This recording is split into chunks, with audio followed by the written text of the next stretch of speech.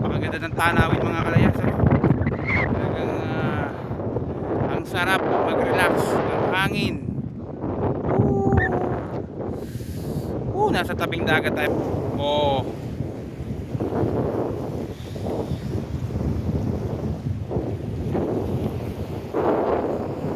Doon ang dami mga bahay, ang liliit mga kalayas, ang liliit. Nandito yung ating barko. Ngayon nakatigil yung barko natin kaya dito nakaka-relax tayo. Ayan, nandun naman.